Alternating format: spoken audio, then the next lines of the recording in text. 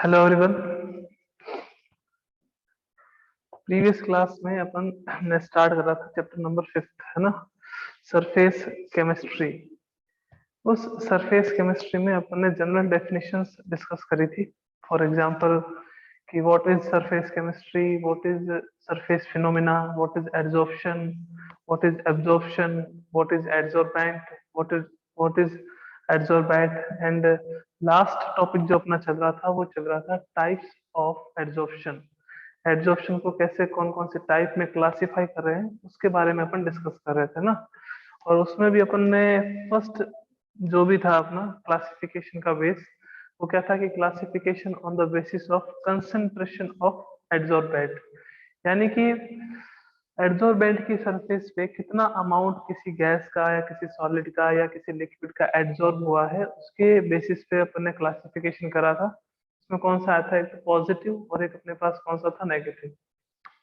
Positive और negative में क्या था कि अगर आपके पास कंसंट्रेशन इंक्रीज होती है on the surface of adsorbent then it is known as positive, and when the concentration will be decreases of adsorbent from the surface of adsorbent तो उसको अपन क्या कहते हैं, नेगेटिव एडसॉर्प्शन और also known as desorption.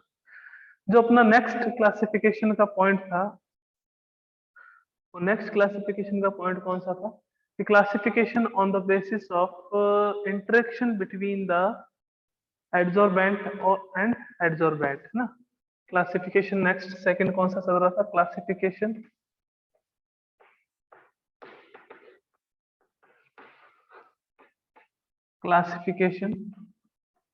On the basis of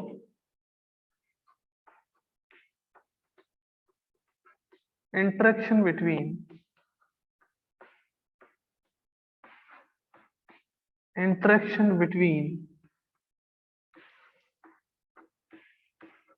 adsorbent and adsorbent।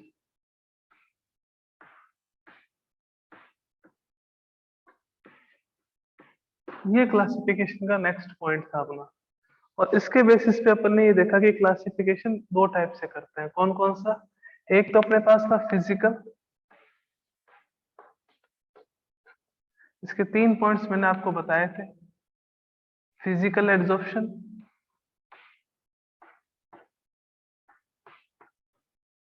And second is chemical adsorption. Chemical adsorption, first is physical, second is chemical, है ना।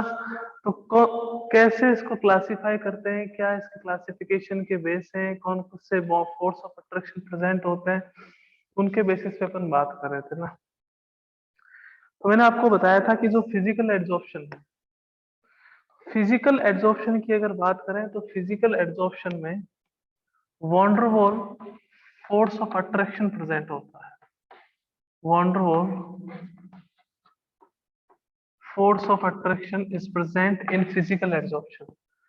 और अगर अपन केमिकल की बात करें, केमिकल एड्सॉर्प्शन की, तो केमिकल एड्सॉर्प्शन में क्या था बच्चों अपने पास कि इन chemical adsorption a chemical bond is present, chemical bond is present in between the adsorbent and adsorbate। First classification है ना।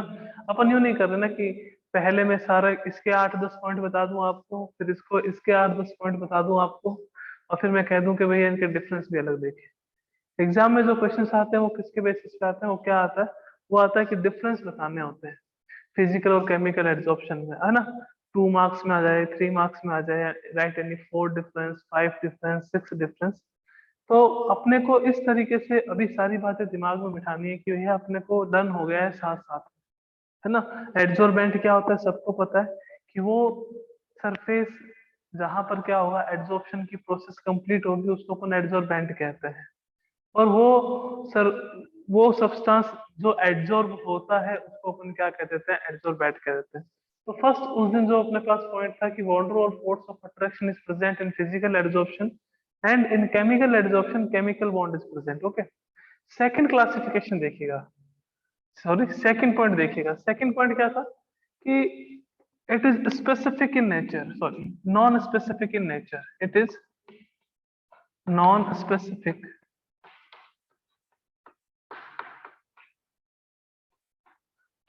in nature. और अगर इसके सेकंड वर्ड की बात करें then it is specific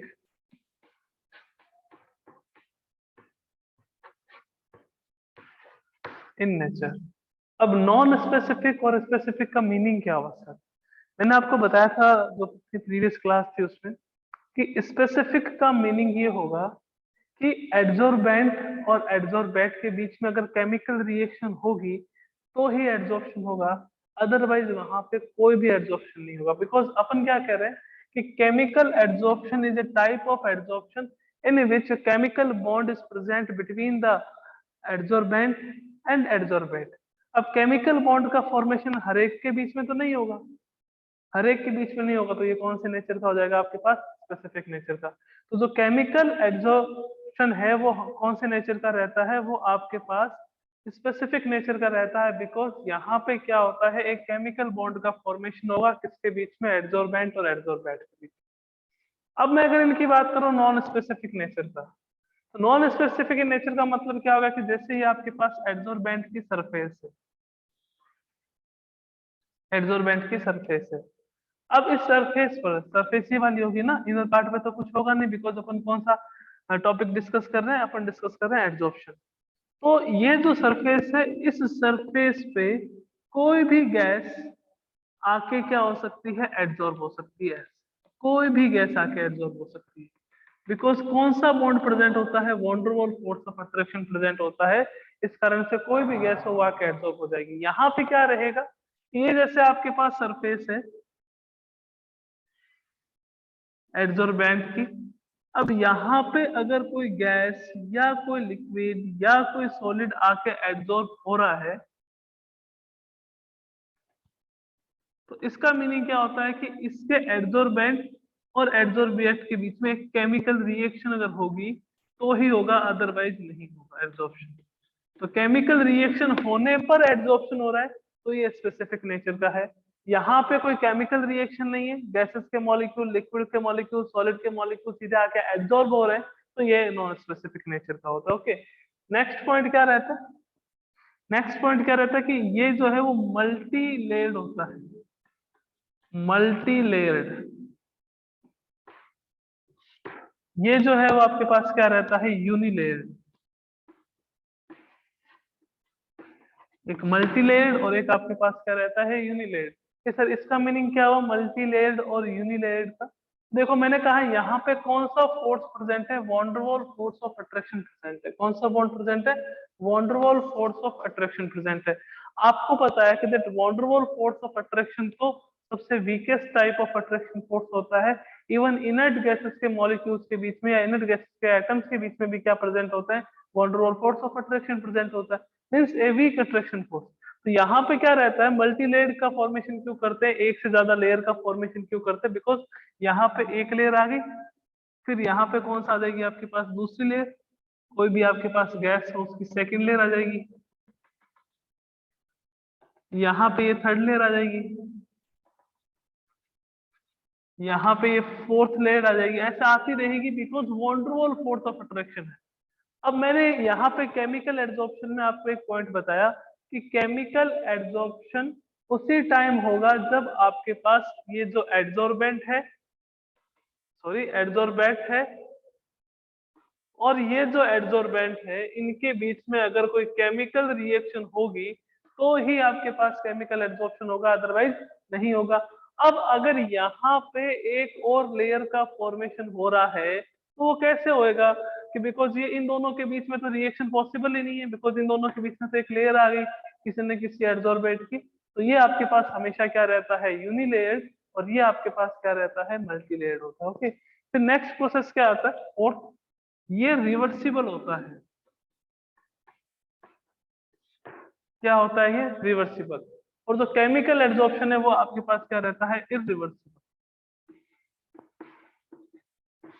irreversible, because आपने केमिकल रिएक्शन करवा दी। अब केमिकल रिएक्शन करवाने के बाद में आप जो है एड्सॉर्बेंट और एड्सॉर्बेट को आप अलग, मतलब रिवर्सिबल का मीनिंग क्या हुआ रिवर्सिबल का मीनिंग ये हुआ कि यहाँ पे डिसऑप्शन भी हो सकता है और यहाँ पे आपके पास ऑप्शन भी हो सकता है कि सर ये क्या प्रोसेस होता है। मैंने कहा दोनों मैंने आपको एक्सप्लेन करा था। सॉर्प्शन का मतलब होता है पॉजिटिव एड्सॉर्प्शन और डिसऑप्शन का मतलब क्या होता है, नेगेटिव एड्सॉर्प्शन। मींस यहाँ पे और ज्यादा लेयर का फॉर्मेशन भी हो सकता है और अगर आपने थोड़ा सा टेम्परेचर इंक्रीज करा तो इंक्रीज करते ही जो लेयर है वो डिस्टर्ब भी हो सकती है, यानी कि वापस वो क्या है, यहाँ से इनकी कंसंट्रेशन डिक्रीज हो जाएगी फिजिकल एड्सॉर्प्शन में। सर ऐसा क्यों होता है, तो देखो यहाँ पे कौन सा फोर्स प्रेजेंट है, मैंने कहा van der Waals force of attraction. Van der Waals force of attraction क्या होता है कि वीक अट्रैक्शन फोर्स होता है। जैसे ही आप क्या करोगे, टेम्परेचर इंक्रीज करोगे, टेम्परेचर इंक्रीज करते ही क्या होगा, ये van der Waals force of attraction dissociate हो जाएगा। डिसोशिएट हो जाएगा तो यहाँ पे क्या हो जाएगा कि जो फिजिकल एड्सॉर्प्शन है वो क्या हो जाएगा, डिक्रीज। फिजिकल एड्सॉर्प्शन है वो क्या हो जाएगा, डिक्रीज। बिकॉज पहले तो पॉजिटिव हो रहा था, लेयर का फॉर्मेशन हो रहा था, जैसे ही आपने टेम्परेचर इंक्रीज करा लेयर डिस्टर्ब होने लगी, लेयर वापस यहाँ से हटती रहेगी और नेगेटिव एड्सॉर्प्शन हो जाएगा। बट यहाँ पर केमिकल रिएक्शन होती है, तो due to a chemical reaction आपके पास एक बॉन्ड प्रेजेंट होता है किसके बीच में, एड्सॉर्बेंट और एड्सॉर्बेंट के बीच में। तो ये जो है वो कभी डिस्टर्ब नहीं होगी, मतलब ये हमेशा क्या रहेगा, इरिवर्सिबल। अगर एक लेयर का फॉर्मेशन हो रहा है तो वो एक लेयर का फॉर्मेशन हमेशा रहेगा। अब ये नहीं कि इसको भी आप हटा दो फिर लगा दो, फिर इसके ऊपर और आ जाएगा, फिर इसके ऊपर और आ जाएगा, फिर टेम्परेचर इंक्रीज करो तो उनको हटा दो। यहाँ पे ऐसा कुछ नहीं होने वाला। वो कहाँ होता है, फिजिकल में, बिकॉज वहां पे कौन सा बॉन्ड प्रेजेंट होता है, van der Waals force of attraction present होता है। या ये 4 पॉइंट अगर क्लियर है तो जल्दी से एक बार हैंड रेज कर दीजिए आप। ये चारों पॉइंट अगर क्लियर है जल्दी से हैंड रेज कर दीजिए।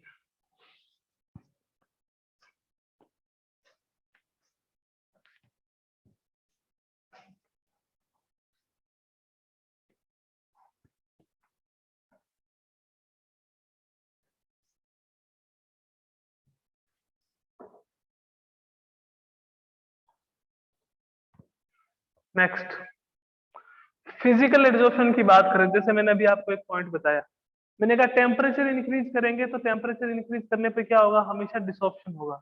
डिसऑप्शन का मीनिंग मैंने कहा नेगेटिव कैटलिस्ट। फिजिकल एड्सॉर्प्शन क्या हो जाएगा आपके पास, डिक्रीज।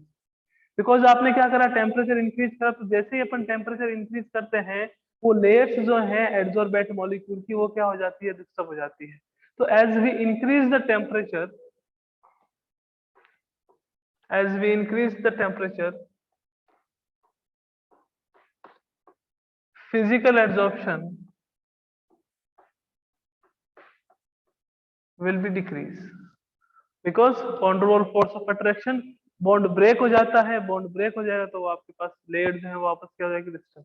ये जो है अगर आप टेम्परेचर इंक्रीज करोगे तो ये क्या होता है आपके पास, इंक्रीज होता है। ठीक है, नेक्स्ट आता है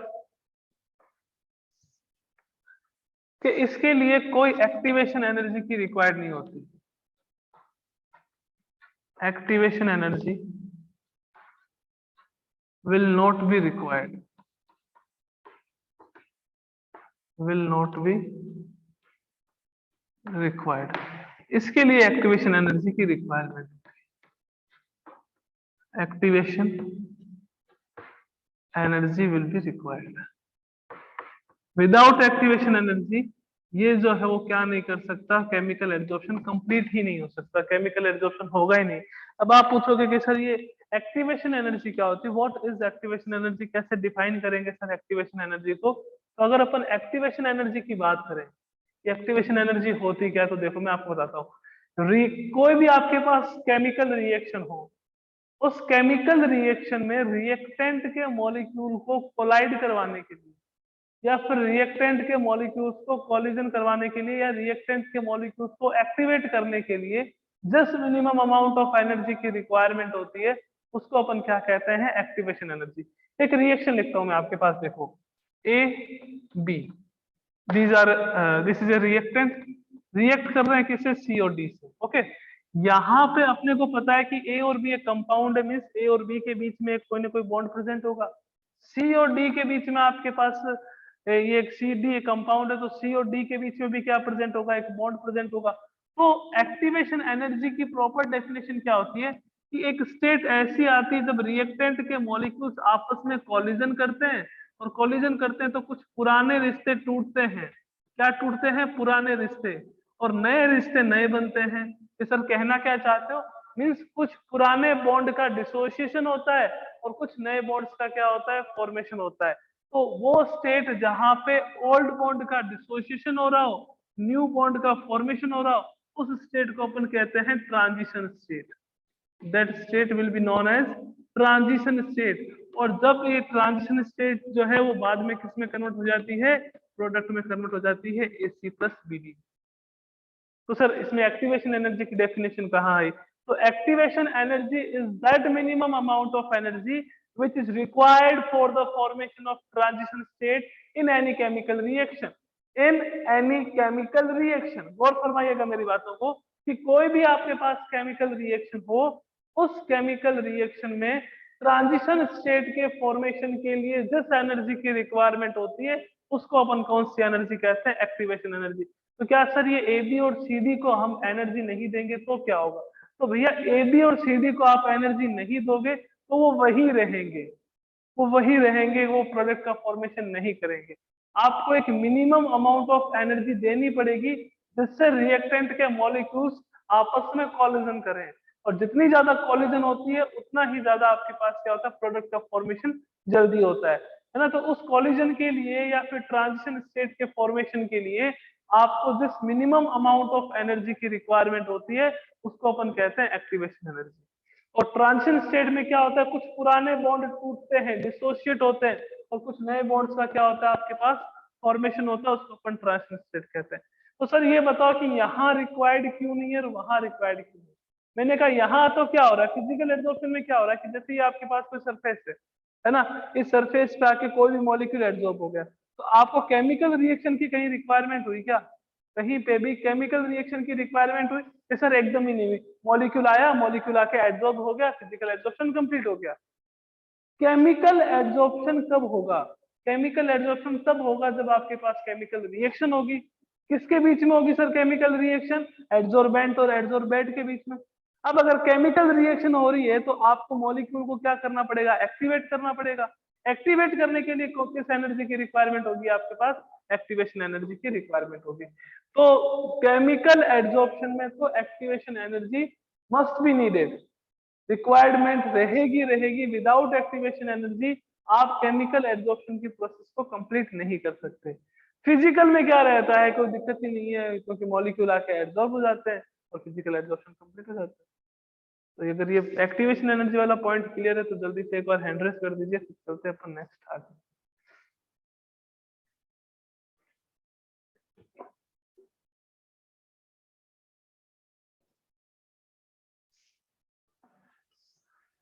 फिजिकल एब्जॉर्प्शन में बात करें तो यहाँ पे कोई कंपाउंड का फॉर्मेशन नहीं,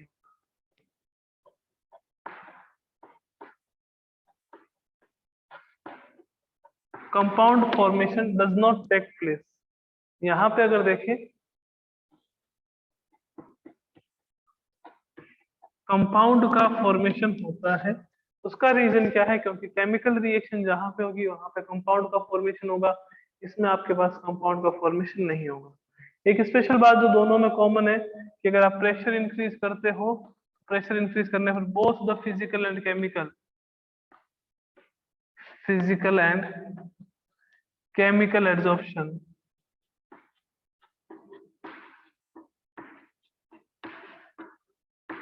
increases, physical and chemical absorption increases. तो ये कुछ डिफरेंस आ जाते हैं। अब 7 to 8 डिफरेंस अगर मैंने आपको करवाए हैं तो आप कम से कम 4 डिफरेंस 5 डिफरेंस तो हमेशा अपने दिमाग में रखो। उसका रीजन क्या है कि 4 या 5 डिफरेंस से ज्यादा कभी पूछे नहीं जाते हैं कि राइट एनी 4 डिफरेंस या right any 2 difference between the physical and chemical absorption, that's it. Okay, तो फिजिकल और केमिकल एब्जॉर्प्शन में जो डिफरेंस था वो कंप्लीट हुए। अब चलते हैं नेक्स्ट टॉपिक पे अपने इस चैप्टर में। अभी एड्सॉर्प्शन ही चल रहा है ना, अपन दो प्रॉपर्टीज करेंगे, एक एड्सॉर्प्शन करेंगे और एक करेंगे कोलोइडल सॉल्यूशन, है ना। Types of solution, 3 type of solution होते हैं, आपको ही पता है, 9th क्लास में पढ़ते हुए आए हो आप। कि सर बातें हमें 12th की नहीं पता है अभी तक, तो आप 9th की बात कर रहे हो। बहुत टाइम हो गया सर हमें 9th करे हुए, सही है ना। चलिए नेक्स्ट देखते हैं।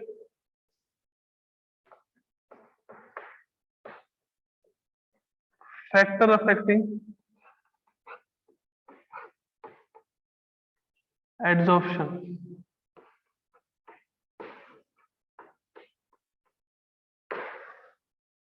फैक्टर अफेक्टिंग एड्सॉर्प्शन, कि कौन कौन से, यहाँ पे अपन कौन से एड्सॉर्प्शन की बात कर रहे हैं, only and only physical adsorption.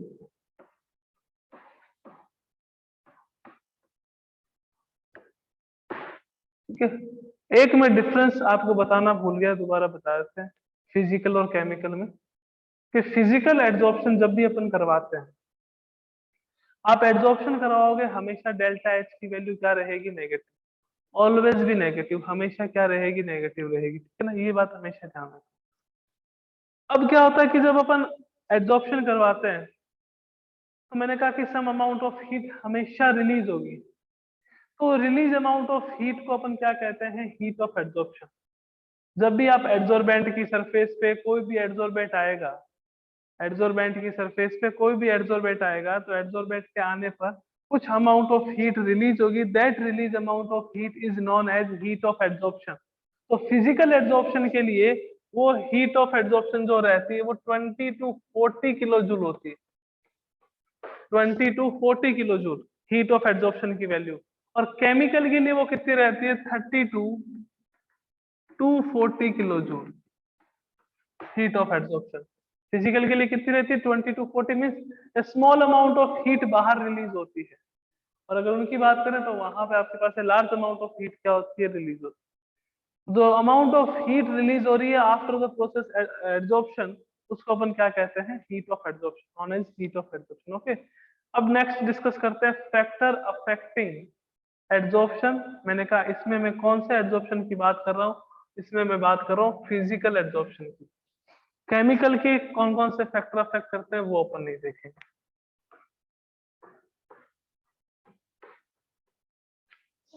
Physical adsorption को कौन कौन से फैक्टर अफेक्ट करते हैं, सबसे पहला आता है, देखो क्या, surface area of adsorbent, surface area of adsorbent. आपसे सिंपली एक बात पूछता हूं कि मेरे पास दो एड्सॉर्बेंट है, एक ए एक बी, तीन ले लेते हैं चलो, और एक सी, ये तीन मेरे पास एड्सॉर्बेंट। अब अगर कोई भी गैस के मॉलिक्यूल्स इसकी सरफेस पे आके एड्सॉर्ब होते हैं, तो मैं आपसे ये पूछना चाहता हूं कि कौन से मॉलिक्यूल में, ए बी सी, कौन से एड्सॉर्बेंट में एड्सॉर्प्शन सबसे ज्यादा होगा। अगर मेरे पास three different type of adsorbent present है, और जब कोई भी गैस के मॉलिक्यूल यहाँ आके एड्सॉर्ब होते हैं, तो एड्सॉर्ब होने पर किस पे सबसे ज्यादा एड्सॉर्प्शन होगा। अगर मैं एड्सॉर्प्शन का अमाउंट देखूंगा तो यहाँ देखो कितना एड्सॉर्प्शन हो सकता है, इतना मिनिमम, यहाँ और यहाँ। तो सर कहना क्या चाहते हो, मैं ये कहना चाहता हूं कि एड्सॉर्बेंट का सरफेस एरिया जितना ज्यादा होगा, सरफेस एरिया जितना ज्यादा होगा, एड्सॉर्प्शन जो है वो उतना ही क्या रहेगा, ज्यादा। एड्सॉर्प्शन जो है वो उतना ही क्या रहेगा, ज्यादा रहेगा। अब आप देख लो 1 2 3। तो एज ए बेस्ट एड्सॉर्बेंट अपन यूज करते हैं सिलिका जेल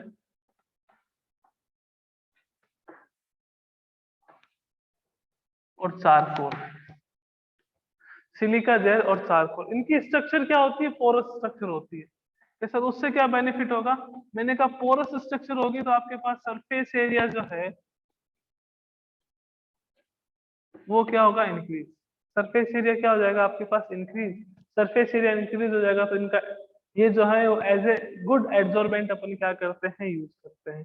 किसको, सिलिका जेल को और चारकोल को, बिकॉज इनकी स्ट्रक्चर जो है वो आपके पास पोरस रहती है, और पोरस स्ट्रक्चर कोई भी हो उसका सरफेस एरिया क्या रहता है, ज्यादा। और जितना ज्यादा सरफेस एरिया होता है उतना ही ज्यादा क्या हो जाता है आपके पास, एब्जॉर्प्शन। क्लियर बात, जितना ज्यादा सरफेस एरिया उतना ही आपके पास क्या होगा, एब्जॉर्प्शन होगा। चलिए आगे नेक्स्ट पे आइए, नेक्स्ट देखते हैं सेकंड फैक्टर।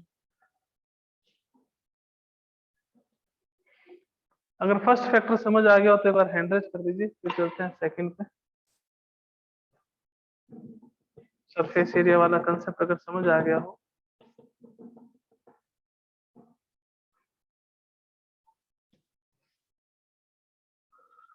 Next second.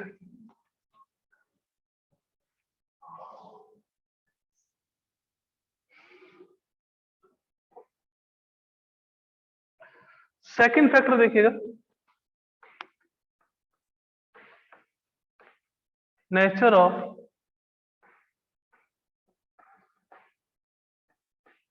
एडसोर्बेंट और nature of gas. Nature of adsorbent और नेचर ऑफ गैस, इसका मीनिंग क्या हुआ कि जो गैस एडसॉर्ब हो रही है ना, यानी कि आपके पास मान लीजिए कि सॉलिड, कोई भी सॉलिड सरफेस है, उसके ऊपर हाइड्रोजन की गैस आ रही है, कोई भी सॉलिड सरफेस है उसके ऊपर नाइट्रोजन की गैस आ रही है, कोई भी सॉलिड सरफेस है उसके ऊपर हीलियम आ रहा है ना। तो नेचर ऑफ गैस पे डिस्कस करते हैं कि नेचर ऑफ गैस कैसे, एड्सॉर्प्शन जो है वो नेचर ऑफ गैस पे डिपेंड करता है ना। तो देखिएगा इसमें कि वो गैस जिसका लिक्विफिकेशन इजीली होता है ना, लिक्विफिकेशन इजीली होता है, यानी कि वो कुछ गैसेस ऐसी होती हैं जो लो टेम्परेचर पर ही किसमें कन्वर्ट हो जाती है आपके पास लिक्विड में, लो टेम्परेचर पे ही किसमें कन्वर्ट हो जाती है लिक्विड, यानी कि और कुछ गैसेस ऐसी होती है जो हाई टेम्परेचर पे लिक्विड में कन्वर्ट होती है। तो जिनका लिक्विफिकेशन इजीली हो जाता है, या यूं कह सकते हैं कि वो सारी गैसेस जिनका क्रिटिकल टेम्परेचर ज्यादा हो, वो क्या होता है, उनका एड्सॉर्प्शन भी क्या रहता है आपके पास, ज्यादा रहता है। उनका एड्सॉर्प्शन भी क्या रहेगा, हमेशा ज्यादा रहेगा। तो जितनी ज्यादा आपके पास क्रिटिकल टेम्परेचर किसी गैस का, उतना ही ज्यादा उसका क्या होगा, एड्सॉर्प्शन होगा, बिकॉज वो उतनी ही जल्दी क्या रहेगी आपके पास, लिक्विड में कन्वर्ट हो जाएगी। कि सर क्रिटिकल टेम्परेचर क्या होता है, क्रिटिकल टेम्परेचर का मीनिंग क्या होता है कि दैट मिनिमम टेम्परेचर जिससे नीचे जो है वो गैस लिक्विड में कन्वर्ट नहीं हो सकती, उसको अपन क्या कहते हैं, क्रिटिकल टेम्परेचर कहते हैं। तो जितना ज्यादा क्रिटिकल टेम्परेचर रहेगा, गैसेस जो है वो उतनी ही इजीली क्या रहेगी आपके पास, एड्सॉर्ब हो जाएगी। ओके, नेक्स्ट देखते हैं थर्ड फैक्टर।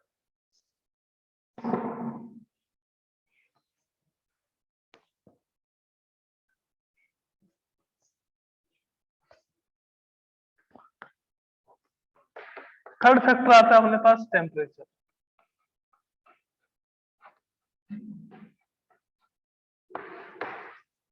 थर्ड फैक्टर अपने पास क्या आता है, टेम्परेचर। सर ये कैसे अफेक्ट करता है, तो देखो कोई भी आपके पास एड्सॉर्बेंट है,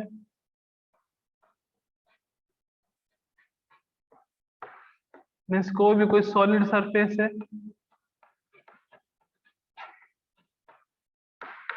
वो सॉलिड सरफेस पे कोई भी आपके पास गैस या फिर कोई भी एड्सॉर्बेंट आया,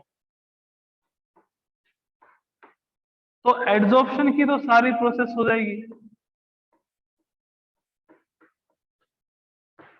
बस साथ में कुछ अमाउंट ऑफ हीट भी क्या होगी, रिलीज होगी। Some amount of heat will be releases after the adsorption, and this amount of heat is known as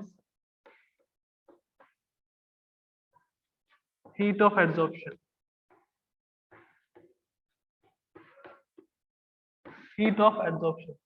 अब एक बात बताओ कि कोई भी सॉलिड है, अगर आप उस सॉलिड की सरफेस पे कोई भी गैस मीन्स कोई भी एड्सॉर्बेंट आके अगर एड्सॉर्ब हो रहा है, अगर यहाँ पे हीट इवॉल्व हो रही है, तो आप अगर टेम्परेचर इंक्रीज करोगे, तो टेम्परेचर इंक्रीज करने पर according to Le Chatelier principle equilibrium will be establish, equilibrium will be establish in backward direction, will be establish in backward direction. और जब बैकवर्ड डायरेक्शन में आ जाएगा, तो एड्सॉर्बेंट और एड्सॉर्बेंट दोनों ही क्या हो जाएंगे, अलग हो जाएंगे। अलग हो जाएंगे मतलब एड्सॉर्प्शन जो है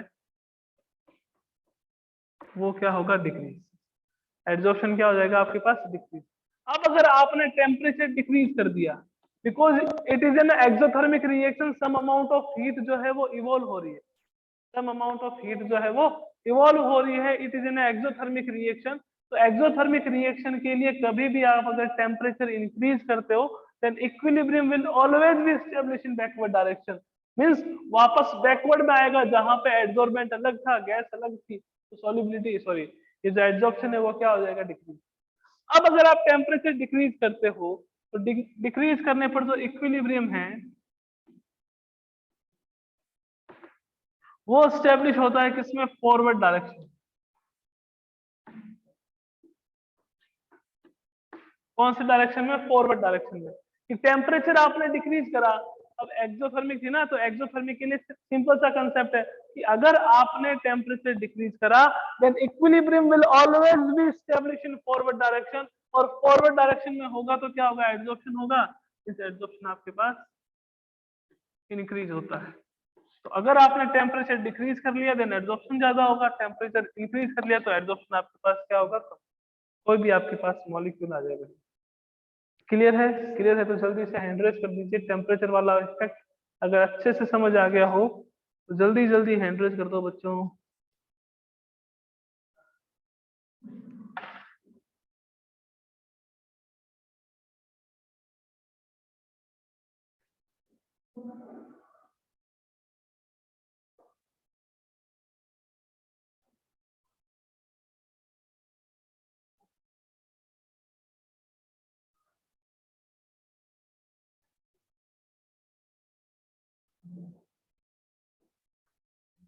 चलते हैं फिर आगे नेक्स्ट।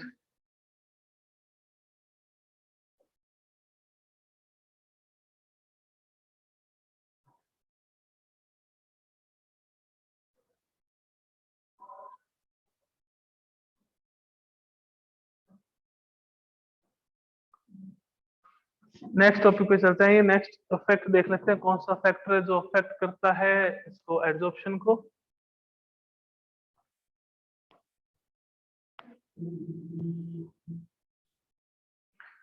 नेक्स्ट आता है अपने पास प्रेशर।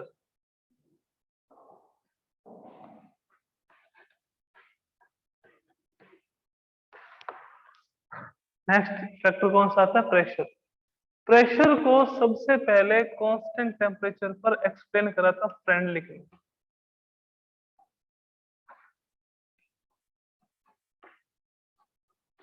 फ्रेंडलिक ने सबसे पहले एक्सप्लेन करा था, फ्रेंडलिक ने किसको, इफेक्ट ऑफ प्रेशर को on the physical absorption.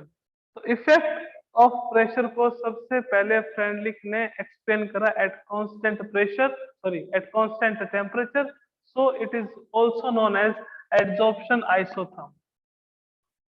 Adsorption isotherm यानी कि कांस्टेंट टेम्परेचर पर एड्जॉर्प्शन करना, कांस्टेंट टेम्परेचर पर एड्जॉर्प्शन करना, and the amount of adsorption is depend on the pressure. इसके प्रेशर पे क्या इफेक्ट रहता है क्या नहीं रहता। तो इसने क्या करा, एक ग्राफ प्लॉट करा किसके बीच में, pressure and x by m के बीच में। कि सर एक्स बाई एम क्या हो गया, एक्स का मीनिंग हो गया अमाउंट ऑफ एड्जॉर्बेंट,